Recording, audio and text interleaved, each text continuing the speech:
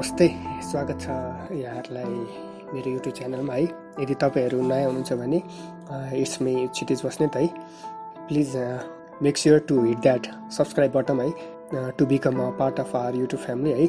आज चाहिँ म इन्टरकास्ट म्यारेजको बारेमा केही आफ्नो ओपिनियनहरू दिँदैछु होइन। मेरो साथीले के भनेको थियो भन्दाखेरि उसलाई चाहिँ आफ्नो लाइफ पार्टनर चाहिँ अर्कै कास्टको मन परेको छ होइन, तर उसको फ्यामिलीले चाहिँ एग्री नै भएको छैन है। अब त्यसको बारेमा केही भन्नु भनेर भनेको छ है, मेरो आफ्नो ओपिनियन दिनु भनेर भनेको छ है। अनि हाम्रो साथीको नाम चाहिँ नभनौँ होला होइन, जस्ट उसलाई समीर मात्र भनौँ होइन, एउटा के अरे नयाँ नाम भनौँ न होइन। उसको रियल नाम अर्कै हो, अहिलेको लागि समीर भनेर बोलाऊँ है उसलाई। समीरले चाहिँ अब इन्टरकास्ट म्यारेज गर्दैछ है। अब पहिलाको हाम्रो मम्मीहरूको एज ग्रुप र अहिलेको हाम्रो एज ग्रुपहरूकोमा भास्ट चेन्ज भइसक्यो होइन, धेरै नै कुरा चेन्ज भइसक्यो होइन। अनि अहिले आएर हामी 21st सेन्चुरीमा है, most of the people don't believe in casteism है। वी बिलिभ इन कल्चर्स है, respecting culture, we believe in accepting culture and we believe in following cultures है। However we do not believe in discriminating on the basis of caste right. तर हाम्रो समाजमा क्या त्यहाँ अझै पनि धेरै मानिसहरू हुनुहुन्छ होइन, जसले चाहिँ जातभात धर्म नै सबै थोक हो भन्ने कुरो अझै पनि विश्वास गर्नुहुन्छ है। त्यो सायद कसैको नजरमा ठिक हुन्छ, कसैको नजरमा बेठिक हुन्छ है। फर इक्जाम्पल होइन, यदि म कुनै कास्टको छु भने होइन, म त्यो कास्टको छु भने म आफूलाई त्यो कास्टको प्राउड फिल गर्छु क्या होइन। त्यो कास्ट, त्यो कल्चर, त्यसलाई रेस्पेक्ट गर्छु नि म होइन। हाउएभर है, you know that I have no right to discriminate है somebody on the basis of caste है। सो मेरो कति साथीहरू पनि छ है समीर, जसले चाहिँ इन्टरकास्टहरू गरेर एकदम खुसी छन् होइन, उनको घर परिवारहरू छ होइन। अनि मैले पनि उसको ओपिनियनहरू पनि सोद्धाखेरि चाहिँ के भन्यो भने होइन, उसलाई चाहिँ एकदमै प्राउड फिल भएको छ क्या। किन भन्छु भने होइन, उसले चाहिँ दुईवटा कल्चर्सहरूको एक्सपिरियन्स गर्न पाइरहेको छ। एउटा चाहिँ उसले आफ्नै होइन, अनि एउटा चाहिँ फ्रम वाइफ साइडको क्या, बुझ्यौ नि है। मेरो साथीको त्यो दुइटै कल्चर्समा केही न केही सिमिलरिटिजहरू छ होइन, वाइफ साइडबाट पनि अनि फ्रेन्ड साइडबाट पनि है। अनि थाहा छ केही गरी हामीले इन्टरकास्ट म्यारेज गऱ्यो भने होइन, अब जस्तै आफ्नै कास्ट, रिलिजन्स, कल्चरहरूबाट भन्दा पनि अर्को कास्टमा गऱ्यो भने चाहिँ होइन, इट इज भेरी हेल्दी होइन फर यर चिल्ड्रेन है। त्यो चाहिँ एउटा साइन्सले भनेको कुरो है।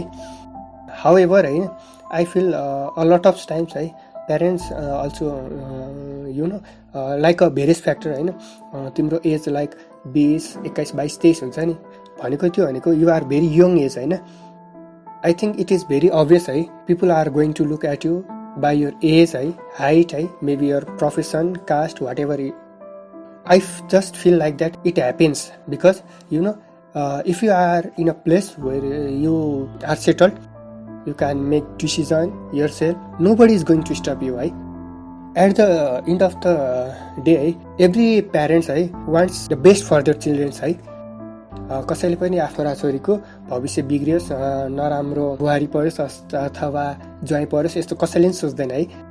So every parents are there to help you and find the best partner for your entire life है। अनि अर्को कुरो भनेको चाहिँ होइन, if you are a very young age है, जस्ट लाइक 16, 17, 18, 19, 20, 23 है, यो एज ग्रुपको पिपलहरू चाहिँ धेरै नै यङ हुन्छ होइन। दे क्यान मेक मिस्टेक है, दे माइट बी अनस्टेबल है, इमोसनल्ली, फाइनेन्सियली, सोसल्ली है, जे पनि हुनसक्छ है। यो फेज भनेको चाहिँ होइन, you grow, you learn, you heal, and you have to go through a lot of things, you know. Marriage is a huge deal if you are very young, and if you are you know not settled, maybe you have not reached at the point in the life, maybe it's the reason that somebody or someone's parents might object a marriage. I don't know if that's so है। यदि त्यो case हो भने है, I would really suggest you to wait for some more time है, and don't be hyper about it huh? Just relax calm down, do whatever you do in your life to get good job, business, or to settle a life you know, you must do whatever you need to fulfill your parents responsibilities हामीले प्यारेन्ट्सको responsibility चाहिँ नि आफूले लिनुपर्छ होइन। त्यही हो, चाहे छोरा मान्छे होस् चाहे छोरी मान्छे होस् होइन, your gender does not excuse you from not taking care of your parents. Even if you are a girl, even if you are a boy, it's your responsibility to look after your parents and other half of the parents a lot of times. When taking care of a parents, it does not matter whether which age you are or which genders are you.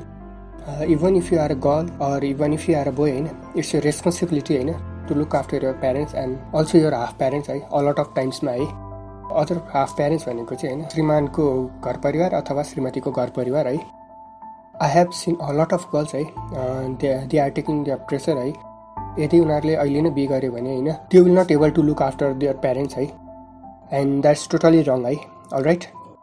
A girl has to look after her parents and her in-laws also similarly the boy has also look after his parents and his law because if your wife or a girl to respect your parents and look after your parents, you should do the same to our parents In the case of a certain ego class that might be happening between families which obviously it does sometimes and instead of making a bad decision अथवा hefty decision I'll rather suggest you to let the things cool down and both of you get settled in a way when you reach at the certain position in your life where your parents want to see you and feel proud feel like that I raised this kid and he or she is in a position to get the good decision in life and I am really proud of you Mara त्यस्तो गर्व feel हुनुपर्छ आफ्नो छोरा या छोरी माथि त्यस्तो होस् so त्यस्तो पोजिसनमा पुग्नु जरुरत पनि छ जब तपाई कुनै एउटा त्यस्तो पोजिसनमा पुग्नुहुन्छ एन्ड डिसिजन आफै लिन सक्नुहुन्छ लाइफलाई सेटल गर्न सक्नुहुन्छ भने त्यतिबेला तपाईले आफ्नो जीवन साथी प्यारेन्ट्सको अगाडि उभाउनु भयो भने the parents are going to be more happy because parents are always worried for their children आफ्नो आमा बुवा जहिले छोराछोरीको चिन्ता भइरहन्छ and also if you are trying to take this decision while still young unsettled you are just in the phase where you are just building yourself त्यतिबेला चाहिँ प्यारेन्ट्सहरुले bother गर्न सक्नुहुन्छ in the case of marriage life जब आफू स्टेबलै छैन भने अर्को जीवन साथी ल्याएर पनि समस्या खडा गर्नु र बढाउनु भन्दा नबढाकै ठीक हुन्छ नि सो त्यही डिसिजनमा चाहिँ प्यारेन्ट्सहरुले नो गर्नुहुन्छ तर यदि तपाईहरु यदि एउटा गुड पोजिसनमा हुनुहुन्छ लाइफ पार्टनर पनि गुड पोजिसनमा छ कुनै एउटा सर्टेन पोजिसनमा छ अनि त्यहाँबाट अब जस्तै मेन्टली स्टेबल हुन सक्छ नि एकदम बेटर डिसिजन लिन लाग्छ भने बेटर डिसिजन लिन सक्ने क्षमता छ भने मात्र म्यारेज हुन्छ नभए इट मे नट बी बच्चामै बिहे गर्यो अथवा आफू ग्रो हुने बेलामा आफूले ग्रो हुने बेलामा अथवा केही कुरा सिक्ने बेलामा हामीले बिहे गर्यो भने त्यो चाहिँ कस्तो हुन्छ भने हामीले कुनै समयमा कुनै डिसिजन लियो भने maybe it may be wrong अनि हामीले लिएको डिसिजन कुनै एउटा समयमा ठीक छ भनेपछि नेक्स्ट मोमेन्टमा त्यसलाई हामीले रिग्रेट पनि गर्न सक्छौं so maturity is also needed so you don't want that instability you want stable you want to be focused I feel like you should wait and get the approval of your parents, because at the end of the day, they are your parents and they want the best for you and they want your happiness. And if they feel you are happy, done. Alright? I wish you guys all the best and I hope you guys end up together. And if it's love, I hope you guys tie up together and all the best.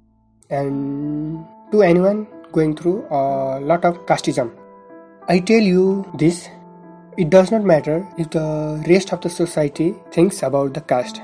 What matter is what your partner think, because at the end of the day it's your partner and you have to spend your life with. It is the most important for your partner to be able to support you through everything. म चाहिँ अब सकेसम्म प्यारेन्ट्सको approval लिएरै family बसाउँदाखेरि better हुन्छु भनेर सोच्छु किनभने प्यारेन्ट्सहरूले तपाईलाई जन्माउनु भयो तपाईलाई रेज गर्नुभयो and they have did a lot of things for you I can understand that sometimes parent can get a bit of angry जो पनि रिसाइहाल्नुहुन्छ कुनै न कुनै कुरामा but I think they are interested to it and they have done so much for us literally they have went through so much for us, right?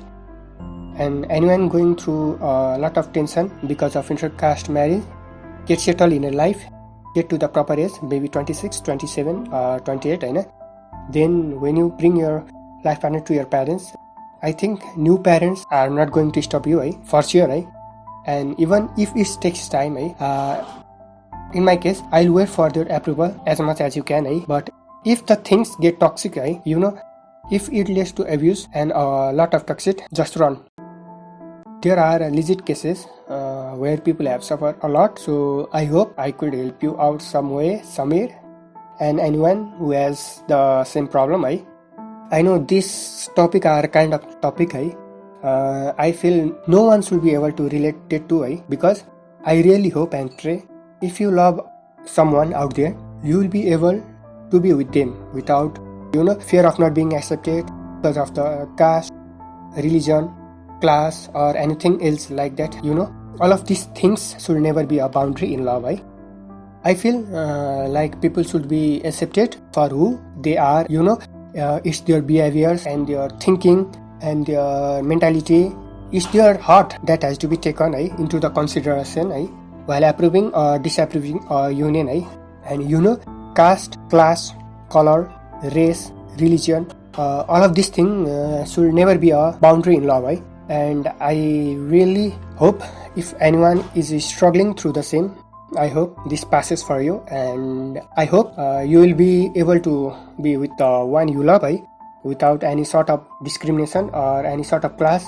And to the ones who are going through a hard time because everything that is going around in the world that is coronavirus, I hope that there is something better for you out there. I hope you are amazing, and I hope that you are worth way more, and the universe is going to give back something that is way better than you have lost today. केही राम्रो हुनको लागि केही नराम्रो पनि भएको हुन सक्छ त्यसको केसमा I hope this video was able to uplift you in some way. I mean, even if it makes like one of you feel good about yourself, my day is made. So this is what all about today's video for you. Yeah, until then, please do see. Please take care of yourself, and if you haven't, please don't forget to smile because you look amazing, and I love you all. And I'll see you guys in my next video. Signing off, Kshitiz Basnet from this video. Take care. Bye bye. Jai Nepal.